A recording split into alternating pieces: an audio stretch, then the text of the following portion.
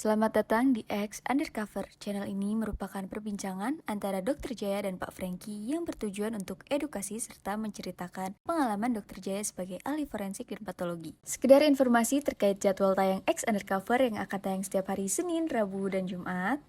Maka dari itu, untuk mendukung channel ini agar selalu memberikan tayangan yang informatif dan edukatif, kalian bisa dukung kami dengan cara like, comment, subscribe, dan share. Dan selamat menonton! Kencing itu, ya kalau orang kencing kan yang paling penting kencingnya tuh keluarnya normal nggak sih? Kalau dia berdarah, rasanya sakit, itu batuk.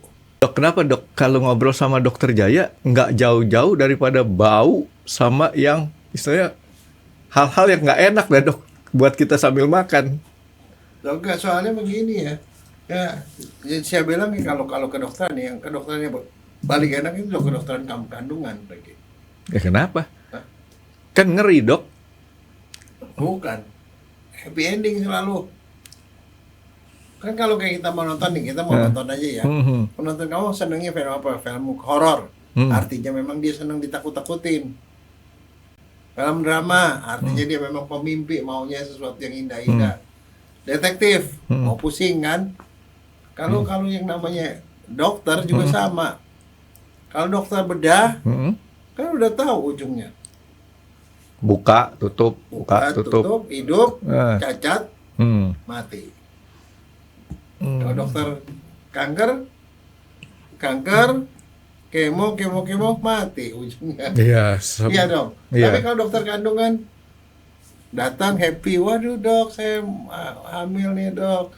Datang paling mulai sebentar begitu happy, wah ternyata anak saya lahir laki-laki lagi.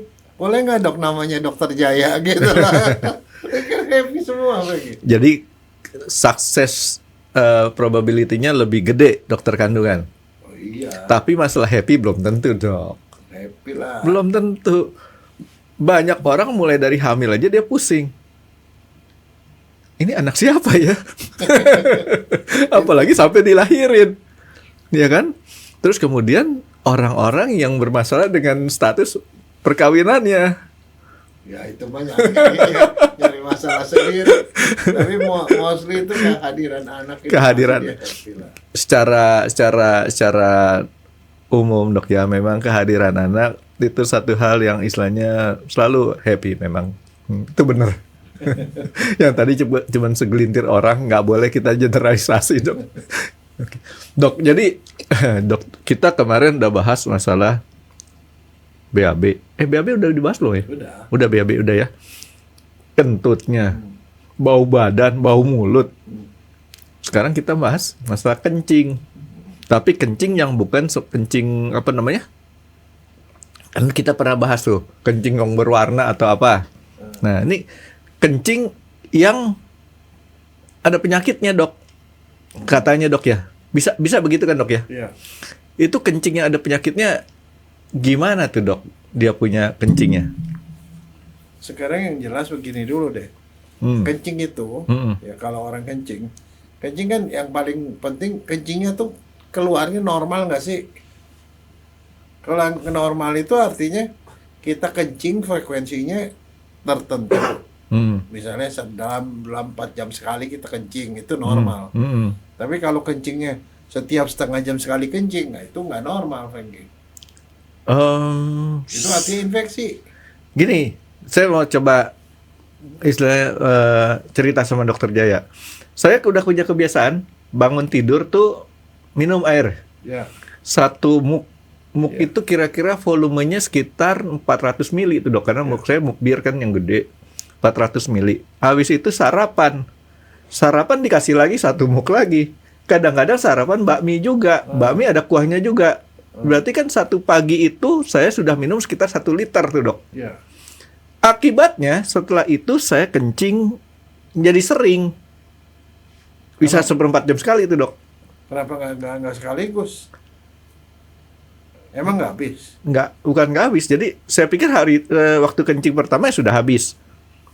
Terus kira-kira ya sekitar ya mungkin nggak 1/4 jam sih, mungkin setengah jam lagi atau 1 jam lagi kencing lagi dok. Enggak, itu jangan-jangan yang begitu itu kencingnya bersisa. Kalau bersisa itu tanda prostat, Frankie. Oh, prostatistik.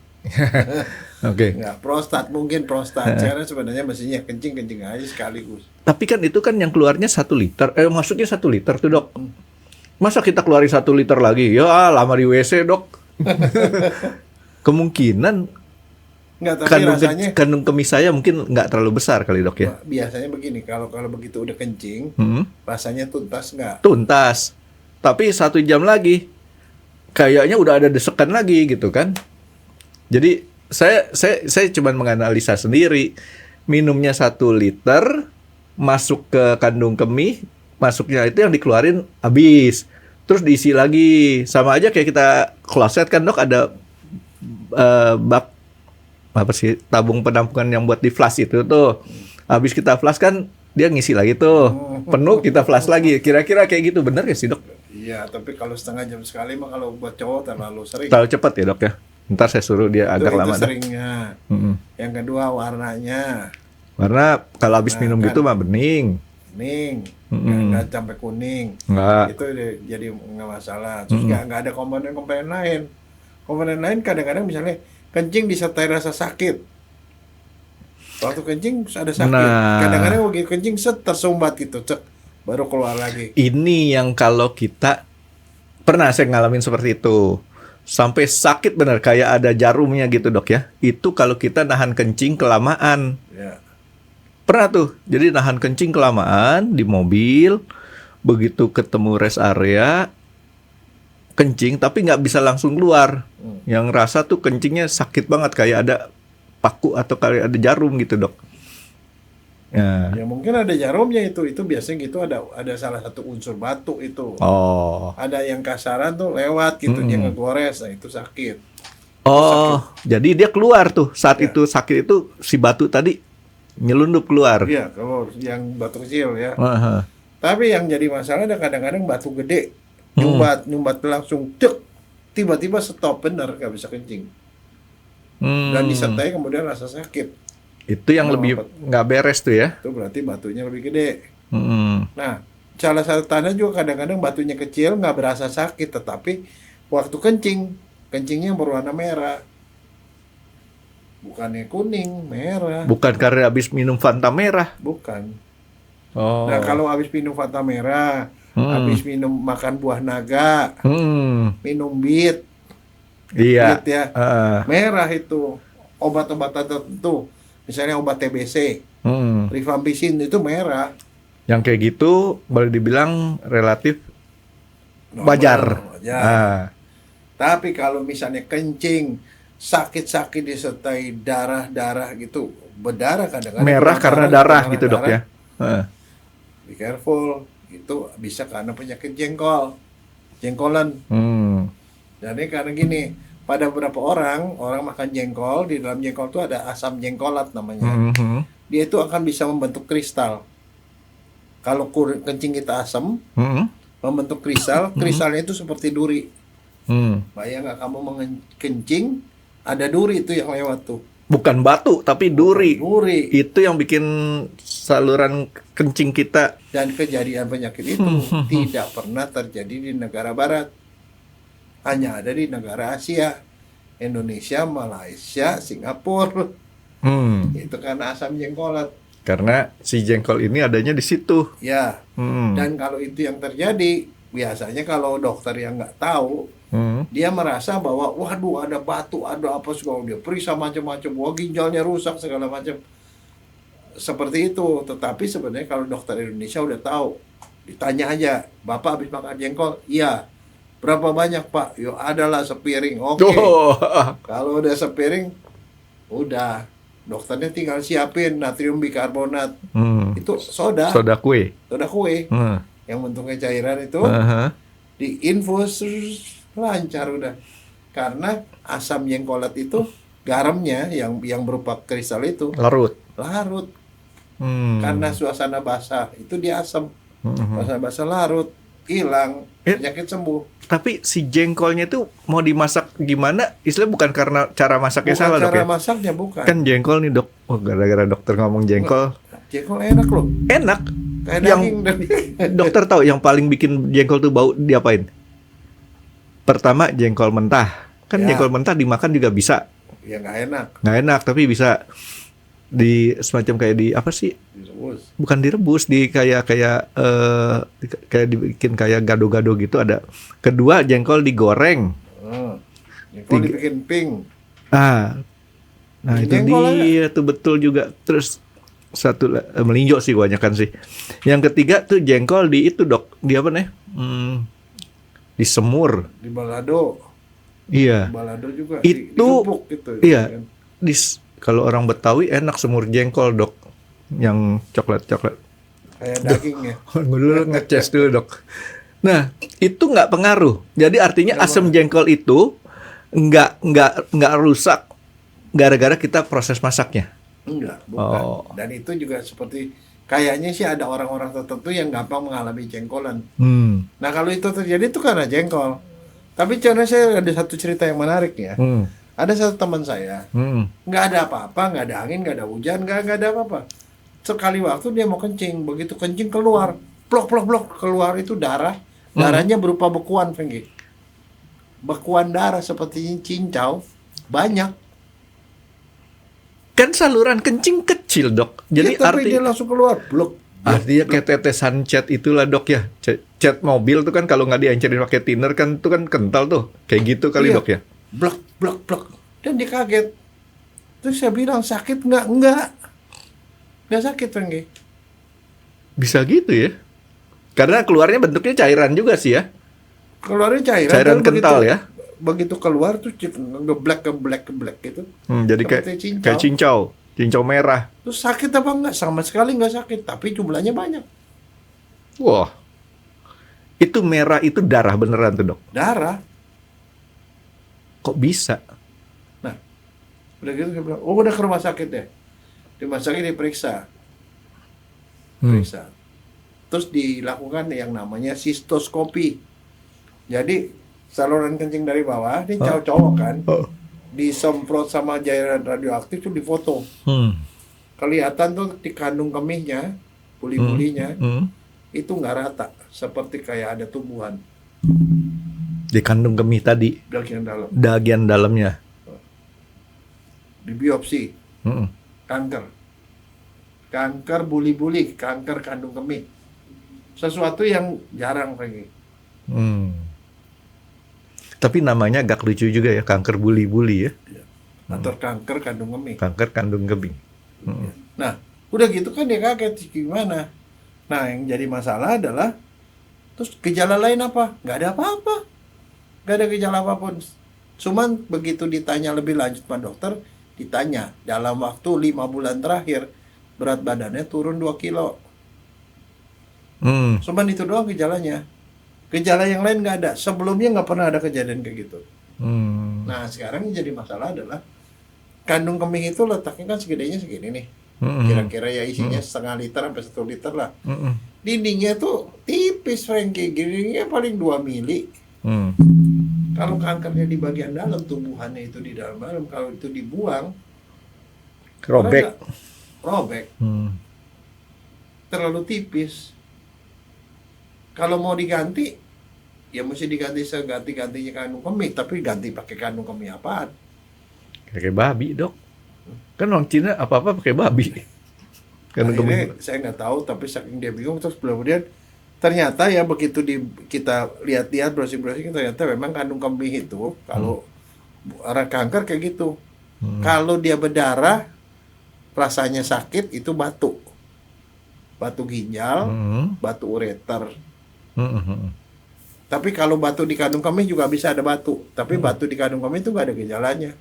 Cuma tiba-tiba aja kalau kencing, tiba-tiba kencing berhenti. Tapi kalau dia ada darah keluar gitu, udah kanker. Mau diapain? Itu batu kalau bikin nyumbet kita kencing bahaya juga dok ya.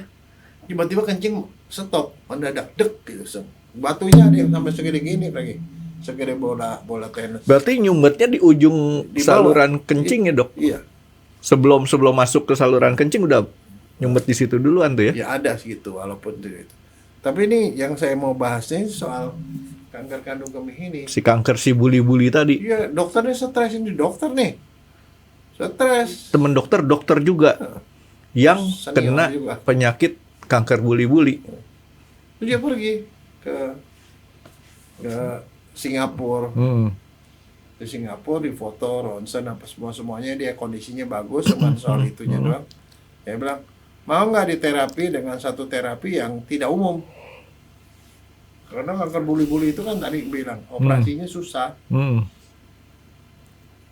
selalu lapisannya tipis, kalau diambil bisa jebol, kalau diambilnya kurang banyak juga bisa timbul lagi. Nah. Mau diapain? Diperiksa-periksa dia tidak ada apa-apa, diobatin. Obatinnya pakai apa, Frank? Pakai obat, Dok. Pakai biologis. Pengetahuan biologis. Jadi sama seperti kalau misalnya kamu punya kebun, ada banyak nih hama nih, banyak ulat. Mana caranya ulat itu? Kasih burung. Burung yang makanin ulat kan gitu. Ya, itu di Cina pernah tuh, gara-gara burung pipit dimusnahin, panen turun gara si itu yang makan. Gara-gara ada kuman ini bang, bagaimana? Dia pakai kuman ngelawan kanker. Kuman yang dipakai kuman apa? Kuman TBC. Jadi si dokter Singapura berpikir lebih baik TBC daripada dia kanker buli-buli. Jadi yang dilakukan adalah buli-bulinya diisi dari bawah, diisi dengan kuman TBC. Terus dokternya diputer-puter terus sehingga apanya diputer-puter? Manusianya diputer-puter. Kan, buli-buli kan bulat. Oke, diputer-puter sehingga seluruh permukaannya itu kena kuman TBC. Tunggu. Orangnya anggaplah Dok ya berbaring di meja mejanya muter-muter. Jadi setelah masuk sampai ke kandung kemih, diputar-putar kayak kita lagi acara di Dufan atau apa gitu, Dok? Ya, diputar-putar. Kumannya itu kan akan nempel pada seluruh dindingnya kan? Iya. Kumannya itu makanin kankernya, Franky. Kumannya makanin kankernya. Udah gitu, udah selesai. Dokternya berdarah lagi, karena kan lukanya makin gede kan? Dimakan sama kankernya. Jadi itu dilakukan beberapa kali, akhirnya kankernya habis. Nah, tinggal keluarin si kumannya. Ya kumannya kan dia kencing kan keluar. Asal satu, jangan sampai ada kuman yang tiba-tiba nerobos masuk ke dalam badannya dia. Nah udah selesai gitu, dokternya dikasih obat anti TBC. Sembuh ya. Mantap nggak, Franky? Sekarang kalau seperti itu kejadian di Indonesia, ada nggak orang dokter di Indonesia yang bisa melakukan seperti itu? Bukan bisa, nggak ada yang berani. Nggak ada yang berani. Nah tapi sampai sekarang nih si dokternya masih hidup. Kawan dokter masih hidup ya? Udah 20 tahun ya. Iya, kan gini aja Dok. Kalau saya sih mah Dok ya, kalau misalkan kita berobat, ini kan kanker buli-buli kan fatal ya Dok ya? Ya. Bisa meninggal kan orang kan? Bisa. Terus kemudian ada obat yang istilahnya nggak ada alternatif lain ya, yang lebih safe gitu kan ya. Maka kalau menurut saya sih harusnya itu yang ditempuh. Karena kan kayak tadi saya bilang sama dokter, si dokter Singapura kayaknya lebih rela orang itu sakit TBC daripada sakit kanker buli-buli, karena di otak saya tahu TBC bisa sembuh kan? Iya, ada antibiotiknya. Iya. Kenapa di Indonesia nggak berani Dok ya? Tanya sama dokter Indonesia ya Dok. Nggak, saya cuma bilang kayak gini.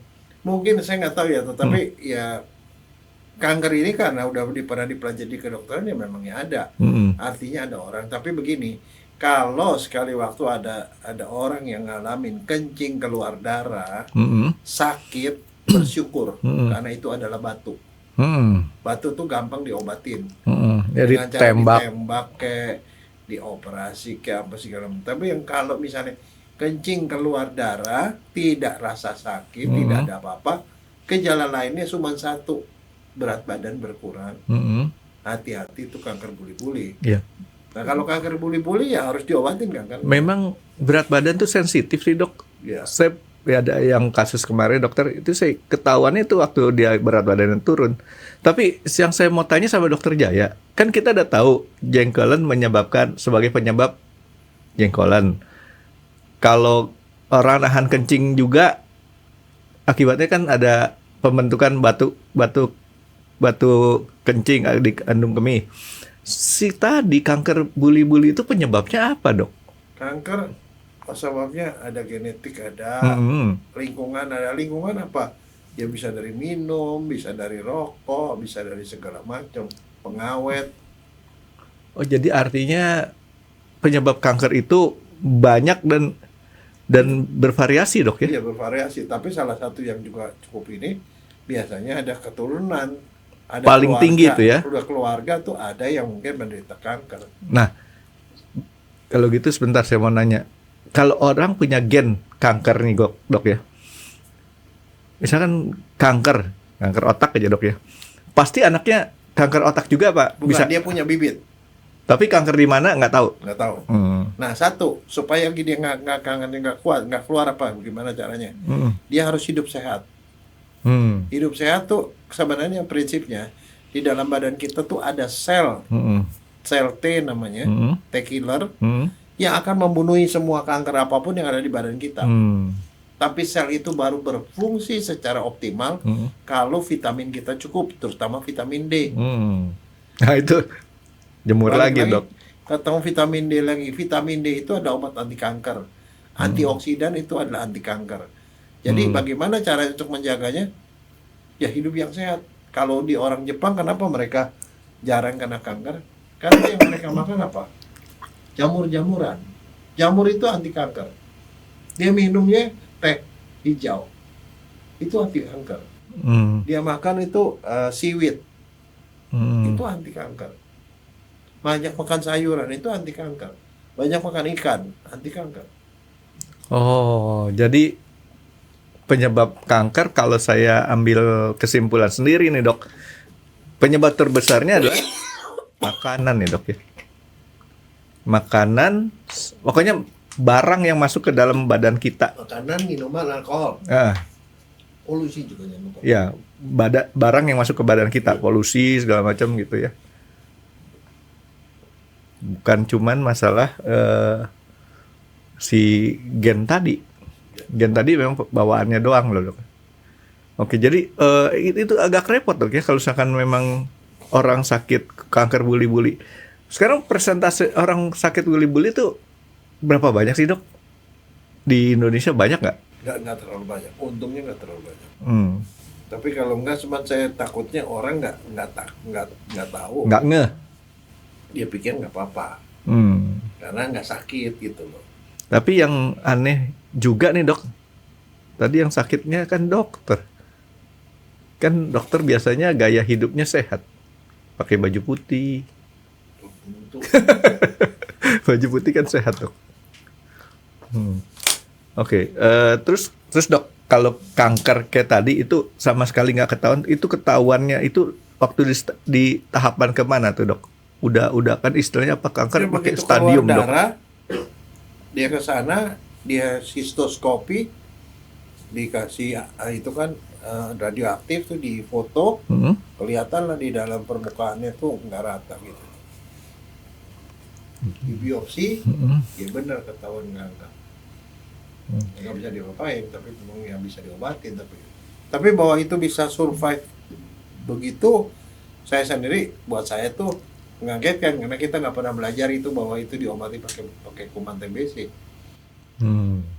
Artinya ya orang itu sudah melakukan suatu penelitian juga kali, Dok ya. Cuman nggak di-share ke sini. Ya sebenarnya kan kalau dokter cerita kayak tadi kan kita udah tahu nih pakai kuman TBC. Kuman TBC ada berapa macam, Dok? Satu. Nah, satu kan. Artinya kan kita bisa copy paste aja, Dok, caranya di Indonesia, Dok. Iya, tapi kan masalahnya kan dokter Indonesia nggak bersembarangan bisa melakukan sesuatu yang belum diakui sama temannya. Contohnya Sedih aja amat, Dok. Contohnya aja DSA. Dokter Terawan melakukan DSA kan dimusuhin sama banyak dokter kan, gara-gara dibilang itu bukan standar. Ya, kalau saya sih berpikiran logis dan rasional aja.